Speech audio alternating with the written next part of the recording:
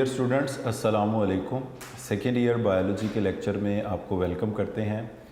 Dear students, last topic में हमने ABO blood group system और आरएच ब्लड ग्रुप सिस्टम को डिस्कस किया था। आज के लेक्चर में डियर स्टूडेंट हम एक डिसऑर्डर स्टडी करने जा रहे हैं जो कि इनकम्पैटिबिलिटी कह लें या डिसऑर्डर कह लें, जो कि हो सकता है due to Rh blood group system. इसको हम नाम देते हैं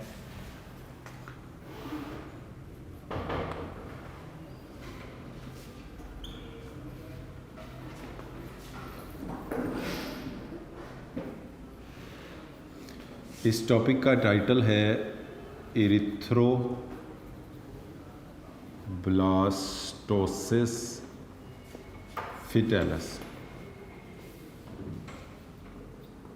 इरिथ्रोब्लास्टोसिस फिटैलिस इसको बोलते हैं। इसके अलावा डियर स्टूडेंट, इसी टॉपिक को एक और नाम से भी डिस्कस किया जाता है, वो है maternal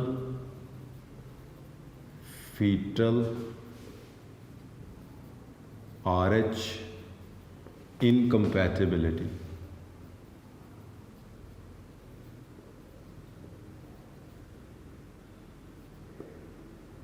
maternal foetal Rh incompatibility से कहते हैं।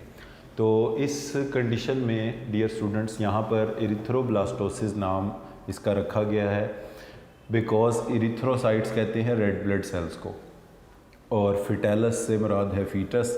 तो इस इनकम्पैटिबिलिटी में अगर मदर का और डेवलपिंग एम्ब्रियो, जिसको हम ह्यूमन बीइंग्स में फीटस का नाम देते हैं, इनके आरएच ब्लड ग्रुप सिस्टम की इनकम्पैटिबिलिटी डेवलप हो, तो इसके नतीजे में क्या होता है, रेड ब्लड सेल्स के गुच्छे बन जाते हैं, रेड ब्लड सेल्स की एग्रीगेशंस बन जाती हैं, क्लम्प्स बन जाते हैं। दिस क्लम्पिंग और aggregation of red blood sales, इसको हम नाम देते हैं इरिथ्रोब्लास्ट का, इरिथ्रोब्लास्टोसिस का नाम देते हैं। या ये इमेच्योर रेड ब्लड सेल्स होते हैं, अभी ये मेच्योर नहीं हुए होते।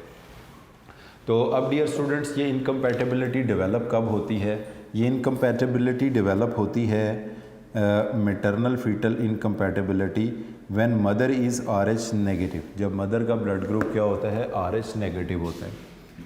अगर मदर का ब्लड ग्रुप आरएच नेगेटिव है और फीटस का ब्लड ग्रुप जो है वो आरएच पॉजिटिव है। फीटस का ब्लड ग्रुप अगर आरएच पॉजिटिव और मदर का ब्लड ग्रुप अगर आरएच नेगेटिव है। आरएच नेगेटिव ब्लड ग्रुप होने का मतलब ये होता है कि रेड ब्लड सेल्स के ऊपर आरएच फैक्टर एब्सेंट है।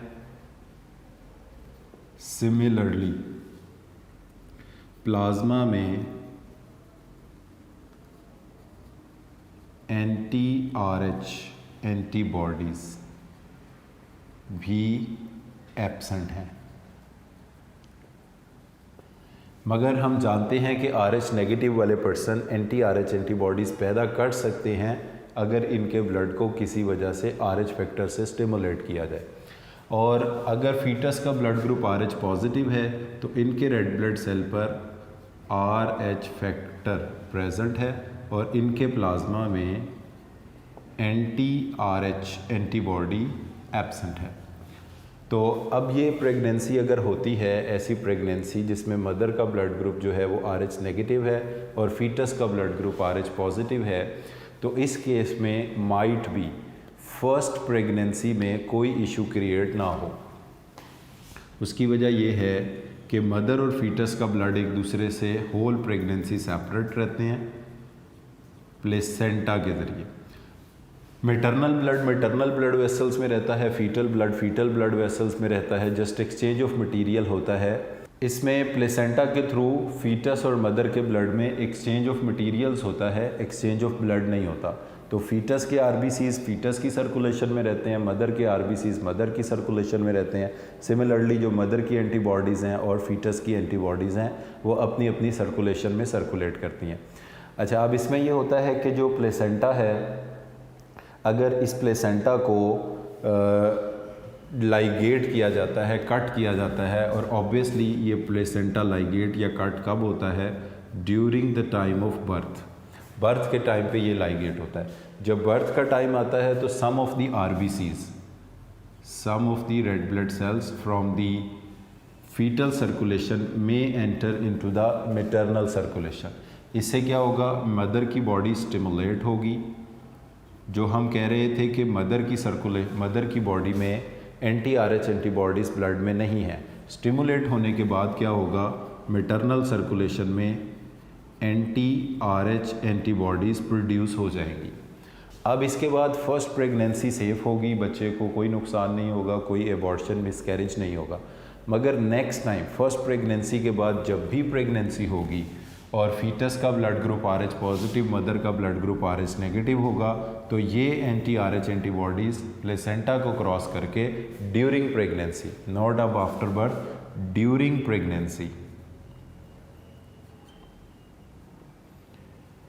प्रेगनेंसी ये प्लेसेंटा को क्रॉस करके जब मैटरनल सर्कुलेशन से फीटल सर्कुलेशन में आएंगे तो यहाँ पर ये RBCs की स्टार्ट कर देंगे, रेड ब्लड सेल्स की स्टार्ट कर देंगे हीमोलाइसिस स्टार्ट कर देंगे, RBCs टूटना शुरू हो जाएंगे और RBCs के टूटने से ब्लड के अंदर बाइलिरुबिन, जो कि एक बाइल पिगमेंट है, इसका लेवल बढ़ना शुरू हो जाएगा और ये जो फीटस है ये बिफोर बर्थ ही जॉइंटस का शिकार हो जाएगा। या तो ऐसी प्रेगनेंसी क्या होगी, एबॉर्ट हो जाएगी, एबॉर्शन हो जाएगा, अर्ली बर्थ मिसकैरेज, वेस्ट हो जाएगी।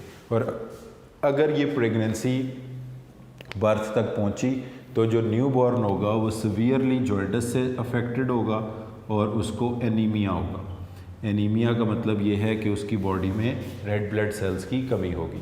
तो डियर स्टूडेंट्स, इरिथ्रोब्लास्टोसिस फिटेलस या मैटरनल फीटल RH इनकम्पैटिबिलिटी कब इस्टेब्लिश होती है, अगर मदर का ब्लड ग्रुप RH नेगेटिव और फीटस का ब्लड ग्रुप RH पॉजिटिव हो। इसमें यूजुअली ऐसा होता है कि फर्स्ट प्रेगनेंसी में क्योंकि मदर का ब्लड अगर अनस्टिमुलेटेड होता है तो उसमें हम ये कहते हैं कि anti-RH एंटीबॉडीज़ एब्सेंट हैं। अब ये कुछ नहीं कह सकते कि anti-RH एंटीबॉडी प्रेजेंट है या नहीं है। तो अगर anti-RH एंटीबॉडी प्रेजेंट हुई तो ये प्रॉब्लम फर्स्ट प्रेगनेंसी में भी हो जाएगा। अगर फर्स्ट प्रेगनेंसी में ना हुआ तो सेकंड से ऑनवर्ड तो ये मस्ट प्रॉब्लम पैदा होगा, क्योंकि फर्स्ट प्रेगनेंसी के एंड पे जब बर्थ होगी प्लेसेंटा कट किया जाएगा तो कोई ना कोई रेड ब्लड सेल बच्चे की फीटस की सर्कुलेशन से मदर की बॉडी में आएगा, मदर के ब्लड को स्टिमुलेट करेगा, मदर की बॉडी से anti-RH एंटीबॉडीज़ बनना शुरू हो जाएंगी। जब ये anti-RH एंटीबॉडीज़ फीटस को क्रॉस करके प्लेसेंटा को क्रॉस करके मदर की सर्कुलेशन से फीटल सर्कुलेशन में आएंगी तो ये RBCs को हीमोलाइज करना शुरू कर देंगी, बाइलिरुबिन बढ़ेगा, ये बच्चा पैदाइशी तौर पे सीवियरली जॉइंटस का शिकार होगा और सीवियरली एनीमिक होगा। और मोस्ट केसेस में ऐसा होता है कि ये प्रेगनेंसी माइट भी बर्थ तक पहुँचे ही ना, इसमें मिसकैरेज हो जाए, अर्ली बर्थ हो जाए, इसमें एबॉर्शन हो जाए। तो ये प्रॉब्लम है जो मैटरनल फीटल RH इनकम्पैटिबिलिटी में डेवलप होती है। अब हम इसको देखते हैं बुक से कि ये प्रॉब्लम क्या है, फिर हम देखेंगे how we can protect it. तो इसमें यह है जी कि टॉपिक का टाइटल है इरिथ्रोब्लास्टोसिस फिटेलस, अदर नेम इसका है मैटरनल फीटल RH इनकम्पैटिबिलिटी। तो maternal fetal RH incompatibility result when an RH negative women is married to an RH positive man. RH negative woman is married to an RH positive man, a child who is RH positive. यानी जो mother है वो RH negative है, ये जो foetus है ये RH positive है और इसका जो फादर है वो भी क्या था, RH पॉजिटिव है। तो if a woman is of negative blood group is married to a father of positive blood group and they conceive a baby of RH positive, तो ये प्रॉब्लम डेवलप हो सकती है। तो इस केस में इसलिए होता है कि जब कोई प्रेगनेंसी स्टार्ट होती है तो अर्ली प्रेगनेंसी में कुछ ब्लड के टेस्ट किए जाते हैं और मदर का उसमें ब्लड ग्रुप भी टेस्ट किया जाता है। तो इसके बारे में वरिड होने की ज़रूरत सिर्फ तब होती है जब मदर का ब्लड ग्रुप RH नेगेटिव हो। अगर मदर का blood group positive RH positive है तो इसकी किसी किस्म की प्रिकॉशन करने की ज़रूरत नहीं है। हाँ, अगर मदर का ब्लड ग्रुप RH नेगेटिव है तो फिर उसके हस्बैंड का ब्लड ग्रुप चेक किया जाएगा, अगर वो पॉजिटिव है तो माइट भी बच्चे का ब्लड ग्रुप पॉजिटिव हो सकता है। तो फिर इससे प्रोटेक्शन लेने की ज़रूरत है against maternal fetal RH incompatibility. तो जैसे इसमें बताया गया है, if the man's genotype is capital D, all of their offspring will be, अब ऑब्वियसली अगर ये मदर का जीनोटाइप स्मॉल डी है नेगेटिव ब्लड ग्रुप के लिए, और इस फादर का जीनोटाइप कैपिटल डी है, तो इन सारे फीटस का, बच्चों का जो जीनोटाइप होगा वो क्या होगा, कैपिटल डी स्मॉल डी, और ये RH पॉजिटिव वाले होंगे। तो हर प्रेगनेंसी में रिस्क रहेगा मैटरनल फीटल RH इनकम्पैटिबिलिटी का। So all of their offspring will B, इनके जितने भी ऑफस्प्रिंग होंगे वो सारे क्या होंगे, RH positive. If the man's genotype is capital small d, half of their offspring will be capital D small d, यानी पॉजिटिव वाले होंगे। If the RBCs of RH positive fetus crosses the placental barrier and enter into RH negative mother's blood group, यानी अगर fetus के RBCs placenta को cross करके mother की body में आएंगे, ये मदर की बॉडी को स्टिमुलेट करेंगे कि वो anti-RH एंटीबॉडीज़ पैदा कर दें।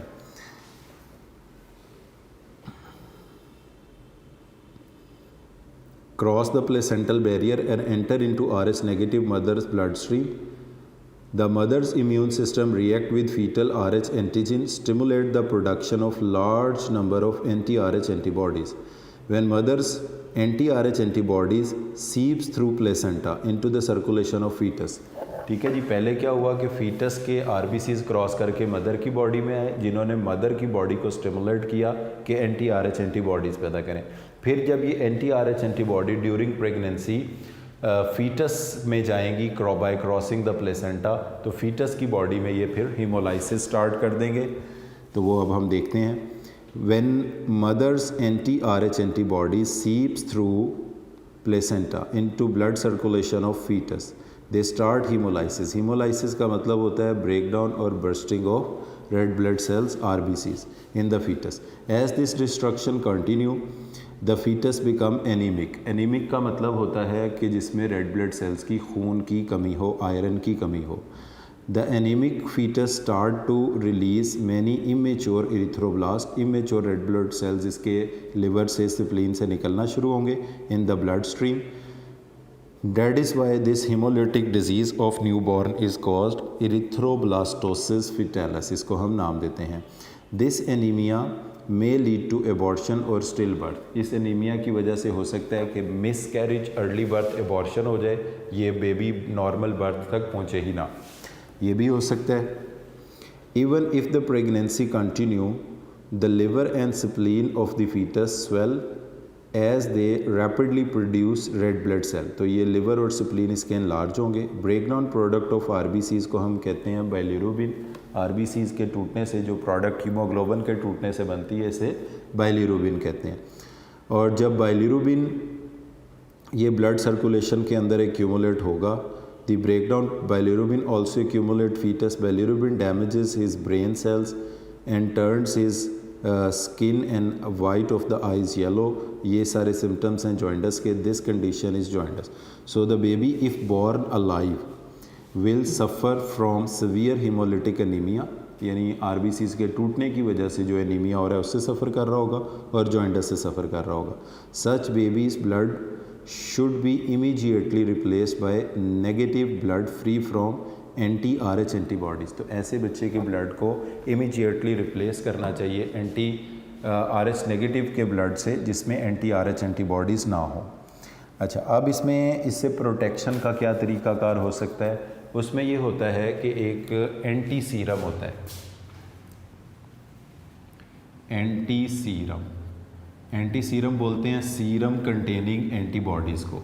अगर मदर की बॉडी में अर्ली प्रेगनेंसी में एंटी सीरम इंजेक्ट कर दिया जाए, तो ये जो एंटी सीरम्स के ज़रिए एंटीबॉडीज़ हासिल होंगी, ये मदर की बॉडी में डेवलप करेंगी पैसिव इम्यूनिटी। और पैसिव इम्यूनिटी जो होती है ना, ये शॉर्ट टर्म होती है।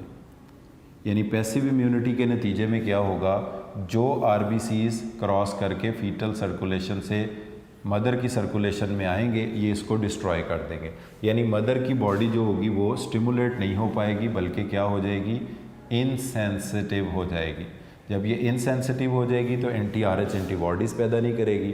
तो during start of the pregnancy में, during pregnancy, after pregnancy anti serum inject किए जाएंगे ताकि ये पैसिव इम्यूनिटी मदर की बॉडी में डेवलप करें। जैसे ही कोई आरबीसी क्रॉस करके फीटल सर्कुलेशन से मदर की सर्कुलेशन में आए तो ये एंटीबॉडीज़ उसको डिस्ट्रॉय कर दें। अब ये जो हम एंटी सीरम की फॉर्म में एंटीबॉडीज़ इंजेक्ट करेंगे, इनकी कंसंट्रेशन कम होगी। अगर ये क्रॉस करके प्लेसेंटा से बच्चे की सर्कुलेशन में चली भी जाएँ तो severe jaundice severe haemolysis cause नहीं करेंगी। और दूसरा, ये मदर की बॉडी इनसेंसिटाइज हो जाएगी और ये इसमें हमेशा एंटी RH एंटीबॉडीज़ एब्सेंट रहेंगे। तो this is how we can protect these pregnancies और फीटस को एनीमिया और जॉइंटिस से बचाया जा सकता है इस तरीके से। तो अब इसकी प्रिकॉशन यानी जो पेज नंबर 176 है, इसके सेकंड पैराग्राफ में आते हैं। The first RH incompatible pregnancy may not face such problems if very few fetal antigen cross the placenta into mother circulation and the amount of maternal antibody production is not very high। यानी पहली pregnancy में जब ये placenta पहली बार placenta बना है तो अगर बहुत थोड़े आरबीसीज क्रॉस करते हैं या नहीं करते और मदर की बॉडी अनस्टिमुलेटेड ही रहती है तो फर्स्ट प्रेगनेंसी में इन मोस्ट केसेस कोई प्रॉब्लम नहीं होता। उसकी रीज़न क्या है? या तो बहुत कम आरबीसीज प्लेसेंटा को क्रॉस करके मदर की बॉडी में आते हैं या मदर की बॉडी में जो एंटी RH एंटीबॉडीज़ होती हैं उनकी कंसंट्रेशन बहुत कम होती है। When the placenta detaches at birth, जब बर्थ के टाइम पे प्लेसेंटा अलहदा होता है, a large number of fetal cells enter into mother blood stream और जो स्टिमुलेट करते हैं production of large amount of anti RH antibodies by the mother. These anti RH antibodies persist in the mother's blood for a longer time and persist the risk of next RH positive fetus. ठीक है, अगर ये एक दफ़ा blood stimulate हो गया तो mother की बॉडी में एंटी RH एंटीबॉडी आ जाएंगी। They will persist for a longer period of time. So every next pregnancy will be in the risk of erythroblastosis foetalis और मैटरनल फीटल RH इनकम्पैटिबिलिटी से उसका अफेक्ट होने का chance ज़्यादा होगा। अच्छा, इसमें क्या होगा जी? RH sensitization of RH negative mother is avoided by simple therapy. She is given an injection of RH anti-serum during early pregnancy and immediately after birth। ठीक है, एंटी सीरम मदर की बॉडी में इंजेक्ट करेंगे तो इससे develop होगी passive immunity. The coming RBCs will be destroyed by these antibodies from this anti serum और ये एंटीबॉडीज़ कुछ वक्त के बाद बॉडी में ख़त्म हो जाएंगी और ये किसी के लिए भी हार्मफुल नहीं होंगी, ना मदर के लिए ना फीटस के लिए। During early pregnancy and immediately after pregnancy after birth, the RH antibodies in the RH antiserum will destroy the RH positive RBCs of the fetus before they stimulate the production of maternal anti-RH antibody। This injected antiserum will disappear before the next pregnancy। अच्छा, इसमें एक ये mild incompatibility है, yellow box में ये बताया हुआ है, mild incompatibility of ABO system है। There is a mild incompatibility of ABO system जो कि सीवियर इनकम्पैटिबिलिटी से प्रोटेक्ट कर सकती है और इस माइल्ड इनकम्पैटिबिलिटी का नाम है ABO ब्लड ग्रुप सिस्टम की इनकम्पैटिबिलिटी है, जो कि इस सीवियर इनकम्पैटिबिलिटी से बचा सकती है। अब वो इनकम्पैटिबिलिटी क्या होगी? येलो बॉक्स में ये बताया हुआ है, sometimes a mild ABO incompatibility protect the baby against a more severe incompatibility of RH blood group system. If O negative mother conceives A positive, B positive और any fetal, अगर मतलब mother का blood group RH negative के साथ साथ क्या हो?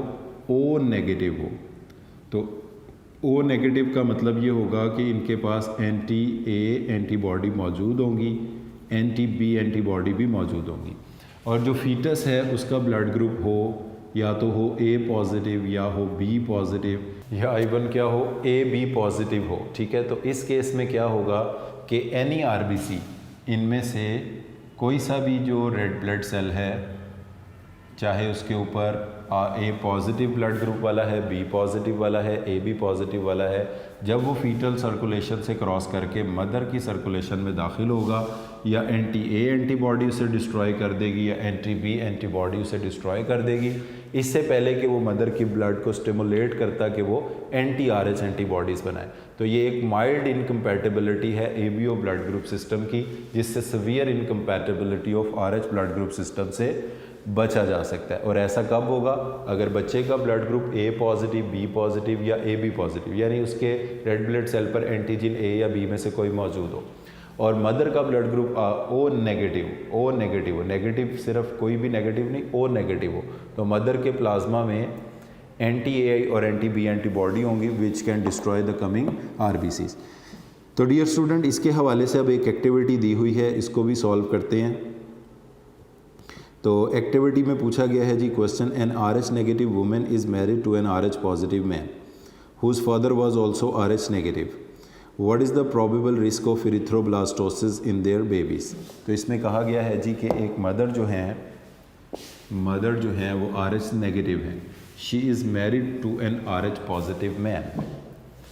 Mother जो है इसका ब्लड ग्रुप है RH नेगेटिव, और इसका जीनोटाइप होता है d। She is married to a man, यानी बच्चों का जो फादर है इज़ RH पॉजिटिव। अच्छा, अब RH पॉजिटिव वाला जो होमोजाइगोट भी हो सकता है, हेट्रोजाइगोट भी, यानी कैपिटल D भी और कैपिटल D स्मॉल d भी। मगर यहाँ पर एक बात लिखी गई है, whose father was also RH negative. ये जो पर्सन है, इसका जो फादर है वाज ऑल्सो, इसका जो फादर है वो क्या था? RH नेगेटिव था। तो डेफिनेटली वो स्मॉल d होगा, और इसका ब्लड ग्रुप अगर RH पॉजिटिव है तो ये हेट्रोजाइगोट है। इसने एक डोमिनेंट एलील अपनी मदर से लिया होगा और रिसेसिव अपने फादर से। तो ये जो बात लिखी गई है कि RH negative women is married to an RH positive man whose father was also RH negative, ये इंडिकेट कर रही है कि ये वाला जो मेल RH पॉजिटिव है ये हेट्रोजाइगोट है। अब जब इनके हमने ये फिनोटाइप लिख लिया, जीनोटाइप लिख लिया, इनके जब गेमीट बनेंगे तो इधर से स्मॉल d आएगा, इधर से दोनों की पॉसिबिलिटी है। डोमिनेंट एलील के भी 50% चांस हैं और रिसेसिव एलील के भी 50% चांस हैं। तो जब इनके हम वो पुनेट स्क्वायर फॉर्म करेंगे तो उसमें ये होगा डोमिनेंट एलील, रिसेसिव एलील, इनका ब्लड ग्रुप होगा RH positive, they have RH positive blood and they have RH negative blood। तो 50% बच्चों का ब्लड ग्रुप RH पॉजिटिव होगा, 50% बच्चों का ब्लड ग्रुप RH नेगेटिव होगा। वो 50% जो RH पॉजिटिव वाले हैं दे में सफ़र फ्रॉम इरिथ्रोब्लास्टोसिस फिटेलस। तो ये 50% जो होंगे रिस्क पर होंगे किसके? इरिथ्रोब्लास्टोसिस फिटेलस के। तो आंसर इसका क्या होगा? 50% of the offspring who have RH positive blood group they might suffer from erythroblastosis foetalis. तो डियर स्टूडेंट, ये इसके हवाले से एक एक्टिविटी थी जो हमने डिस्कस की है।